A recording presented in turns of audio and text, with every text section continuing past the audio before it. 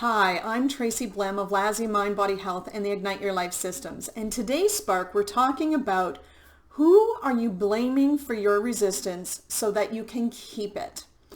Now, what I mean by resistance, it's almost like sometimes we live two lives. We have the life that we're plugging through and unhappy with, and we're having the life unlived, where we know within ourselves there's something greater. We are meant for something bigger. We can just see it. We can taste it. We can almost touch it, but we never get there. And in between these two lives, in that gap, is resistance. And that is how Steven Pressfield explains it in The War of Art.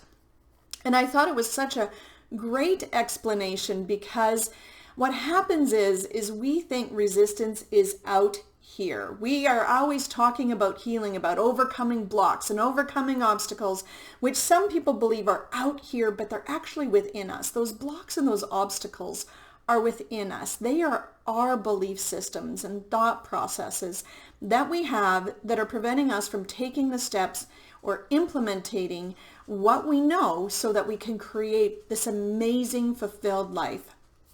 So in today's Spark, in this one where we're going to talk about resistance, we're talking about who are we blaming? Like, is it your spouse's or your partner's fault? Is it an ex's fault? Is it your kids? Is it work? Is it a coworker? Is it a parent? Is it a sibling? Like, who are you blaming for where you are right now and why you're not able to move forward?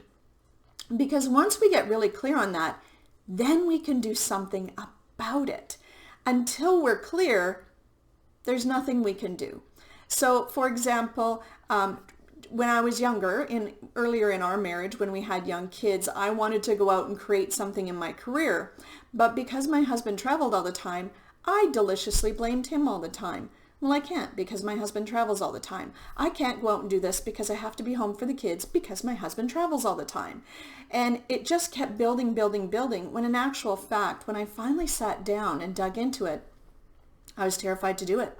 I was terrified of what I'd have to become, who I'd have to be, who I'd lose, who would get hurt, who would get offended, who would be jealous. It was just a whole swath of crap that was all mine. It had nothing to do with him. And I'm married to a very lovely man. He supports me in everything. He's never told me no. Or maybe he's tried and I just didn't hear it or possibly ignored it. That could have happened as well. But it's never been an issue that he has prevented me from choosing something. So that's like a personal example of how that works. It could be, I can't seem to get home on time because the person I'm working with never does their work, so I have to pick up the slack. Not true. You don't have to pick up someone else's slack unless you choose to. You can talk to that person and go, what other options do we have here for you to be able to complete your work, because I need to be home on time. In my old career of architecture and design, it was normal to do 60, 70-hour work weeks. So a lot of people struggled when they had kids. When I left that industry and got heavily into health and wellness, I dipped back in to assist an old friend in her company with some stuff. And I left right at the same time every day, didn't think twice, didn't cost me any work. They in fact tried to get me to work more hours. My productivity was through the roof, all of that. But it's because, again, I chose that no matter what, I will be home with my family. No matter what, I'm going to leave at this time. So I couldn't blame them if I wasn't choosing that. Well, I can't because there's so much work to do, or this has to be done, or this has to be done. No. This is the agreement. When I'm there, I will give it my all. When I'm not there and I'm home with my family, I give my all there. I'm fully present. So those are just a couple of examples. And hopefully this gives you some insight to start asking questions of, where in my life am I choosing to blame outside of myself so that I can keep my resistance to moving forward and creating that amazing life?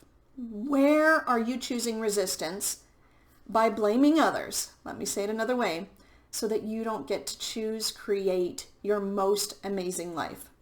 Hopefully that brought up some bubbles of inspiration of where to look and what to change. Love for you to subscribe, and see you soon, and we'll see you in the next video. Cheers.